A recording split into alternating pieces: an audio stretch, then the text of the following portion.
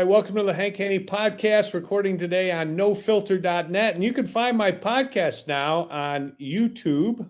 Just go to @Hank Haney Podcast on YouTube if you want to watch a video version of it. And I'm glad to be on there. You can also obviously find my podcast wherever you find your podcasts, iHeartRadio, Amazon, Apple, wherever you find your podcasts.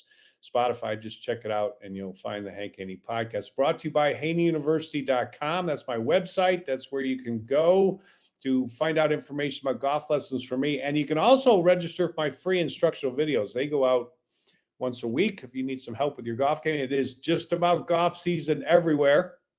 And actually very warm the last week up in Chicago. I saw people sneaking out on the golf course. Never remember that when I was a kid, sneaking out in February. But it'll be here before you know it. And hopefully it's going to be your best year ever playing golf. All right, today I want to talk about something an interview I saw with Jon Rahm. Of course, everything that people are talking about in golf has to do with the LIV. I mean, it's all anybody talks about. This is where, you know, the storylines in golf are all LIV race. So Jon Rahm gets interviewed by ESPN. And they ask him the obvious questions. You know, why did you go to LIV? And he gave a great answer. He said, I went to LIV because of the money. It's all about the money. And he said, money and more time. Basically, more time to himself, more time with his family. I have been saying this since day one. I have said that anyone who didn't take an LIV offer, I'm sure they all had their reasons, but that decision is coming back to haunt every one of these guys. They had a chance to work less, get paid more. And like Jon Rahm said in his interview, he said, I don't know about you, but to get paid more and to work less, it sounds like a good deal to me. I don't know who wouldn't think that, you know? I mean, if you're making, $50,000 a year and somebody tells you they're going to pay you $200,000 a year and you're going to work less, I mean, who wouldn't do that? And that's the point that Jon Rahm made. They asked Jon Rahm, why were you hesitant to go to LIV? What were you worried about? And the first thing he brought up was media backlash. So it has worked. The plan of the PGA Tour that they had from day one to squash the LIV and to keep players on tour by media backlash and colluding with the media, the corrupt golf media, that definitely worked. But once the initial players had gone and players realized, okay, you know what, the first guys took the big heat, I'm just going to maybe take a little bit of heat. I got to do a couple interviews, one interview when I go, maybe another couple interviews. He's probably done his last one where they're going to ask him that question again because he just did the ESPN interview, and it's done, and it's fine. You know what? And Jon Rahm said, my responsibility is to take care of my family and myself. And he's a very nice guy, very humble guy. I'm a huge Jon Rahm fan. And he said, I know we're very fortunate. We're very privileged. I get that. But it's still my responsibility to take care of myself and my family. And, and you know what? I don't know how anybody can argue with that, with that statement. I mean, it just, to me, it makes total sense. Jon Rahm, they asked him, how has your life changed in the last year? Once again, a point I keep making over and over again. Jon Rahm, after he won the Masters, and he'd already won the U.S. Open. Now he won the Masters too. And he said, your notoriety changes, your status changes. It's the majors and the Ryder Cup. Like I've said so many times, it's the majors and the Ryder Cup. Those are the events in golf that elevate a player's status.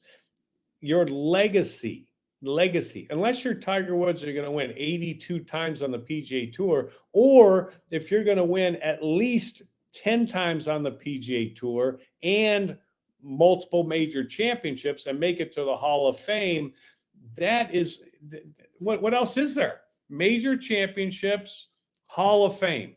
That's all there is. So to win a tournament on the PGA Tour, you can say you won on the PGA Tour, you got a paycheck for it, but it doesn't set you up for life like winning a major does. And winning a major championship gives you an opportunity to reap the rewards. And the LIV is one of those rewards right now. They asked Jon Rahm about his thoughts on the fact that he had originally said he would be staying on the PGA Tour. He's loyal to the PGA Tour. He said everything changed when the Public Investment Fund and the PGA Tour got together and said they were going to negotiate together and try to come to an agreement. Everything changed right there, which everybody knew that's when everything changed. Okay, and that was another great statement by Jon Rahm. But it just confirms what we already knew. The players got backsided by the PGA Tour, and it that opened up negotiations again as soon as they did that. And you know what? I'm sure those negotiations are ongoing. I don't think they're gonna stop. They asked Jon Rahm about how it's been received with his peers, and particularly Rory McIlroy and Tiger Woods. And he said Rory was publicly backed him, which he did, and he did the same thing privately, which you would expect. Rory has softened his stance. He's changed his tune. He's done the flipper flopper, and don't be surprised if he's not 1 foot out the door too, because it sure sounds like he could be. I mean, he's not locked in. I can tell you that much. He may not be out, but he's more than 0% chance out. You can take that one to the bank for sure. And in fact, Rory himself in the interview he did, when they asked him at the Cognizant tournament, they said, Chubby Chandler said that you might be going to LIV, but then he said later in his interview that, there's only a 10% chance. And Rory said, well, it's probably somewhere in between. The media laughed it off. The corrupt golf media laughed it off. But, they said, oh, maybe he wasn't serious. Oh, I don't know about that. I would take him very serious on that. I would take him very serious. They asked Jon Rahm, what about Tiger Woods? He said, well, I tried to reach out and no response. Okay, that doesn't surprise me. I mean, I'm going to come to Tiger's defense here. Why would, if Tiger reaches back out to Jon Rahm and says, what's he going to say? I thought you shouldn't go. Why'd you do that? Okay, now Jon Rahm's, when they ask him that question, he's going to say that. And that doesn't make Tiger look great. He's standing in a guy's way to make money, and you've made all this money in your career. What's the matter with that guy making money? So he's a loser if he says that response. If he says, hey, I understand why you went, take care of your family, good luck. If Tiger does that, then Jon Rahm says that, and then that's basically saying, Tiger's saying, well, it's okay if you leave, and then more guys will leave. So I don't think Tiger really could say anything in that kind of a situation. He said everything he could say, which was nothing. That just kept it kind of neutral. So Rahm probably thinks, well, he's not happy about it, but he probably deep down understands, and that's understood. Tiger's never been a guy that would converse a lot with guys that he thought were his real peers. Okay, he knows Jon Rahm's a great player. He knows Rory's a great player. Tiger got closer to Rory later in his career. I remember when Rory McIlroy was a young golfer. I don't know, he's 18, 19 years old. And Mark O'Meara went up to Tiger one day and he said, man, Tiger, he said, there's this kid in Ireland, great young player. And Mark gets so excited, and he was like, this kid's going to be great. He's got talent like you do. And he's just, and of course, in Mark's mind, nobody's going to be as good as Tiger, but Tiger he didn't like competition. Okay. I mean, you got to squash competition. You got to destroy competition. That's what champions do. So when Mark's going on and Mark says, hey, maybe we could play with this kid at the Masters in a practice round. And I'm listening to this. I'm listening to Mark go on and on. I know how Tiger is. I'm thinking, Mark says, maybe we could play a practice round at the Masters. I'm thinking, there is no chance. I mean, there is zero possibility, 0.0, that Mark O'Meara is gonna get Tiger Woods to play a practice round at the Masters with Rory McIlroy. No chance.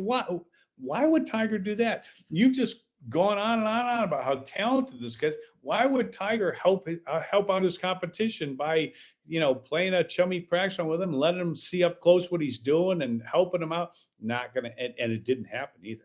But then as things went on and it became very evident that Rory McIlroy's never going to catch Tiger's records, not for PGA wins, not for major wins. It's never going to happen.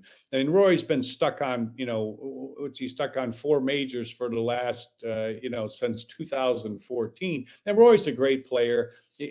Rory's made a bunch of money, think about the amount of money that guy's probably made for winning 4 major championships.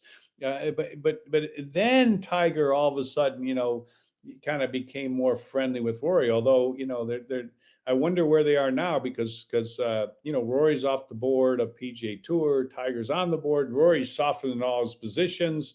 You wonder how, kind of where that thing stands right now. But it's in Tiger's defense with Rahm saying that, I don't think Tiger's he ain't going anywhere because he's not even playing golf. Okay, maybe once a month. One tournament, but he played in one and didn't finish. Got sick, but it's not likely that Tiger's not. He's got to make the PGA Tour the best he can make it because that's where he is. He ain't going anywhere. And I'm sure he's trying to figure out how he can do this. The simulator golf league thing, TGL, or they can get that tent back up and get that thing going, and he'll cash in there and make some of the money he rightfully deserves for what he's done for the PGA Tour. And I'm talking about Tiger Woods, but his response was always going to be like that. It was never going to change. But I thought Jon Rahm did a great interview. The points he made about the majors and the Ryder Cup being those are the big events in golf. It's so obvious and clear, and the motivation, the money, and less days. And that's why I keep saying it over and over again. When these PGA Tour players, their ratings are terrible on the PGA Tour. It's horrible, the TV ratings. When these PGA Tour players are talking about the fact that we don't want these guys to come back on the PGA Tour. I don't know. This is not I don't understand what these guys are thinking. It's not, I mean, these guys don't, there's no LIV player that wants to come back on the PGA Tour. The only LIV player that wants to come back on the PGA Tour is some guy that went to the LIV and he didn't play good enough, and now he's stuck without a place to play, but he calculated that in and he think, you know what, hey, I gotta take this money when it's there. But there aren't any of those guys want to come back because there isn't anybody I know. There isn't anybody I know on the face of the earth, not one person, that wants to work more and get paid less. There ain't one person. Nope, there isn't one person, and they don't want to come back.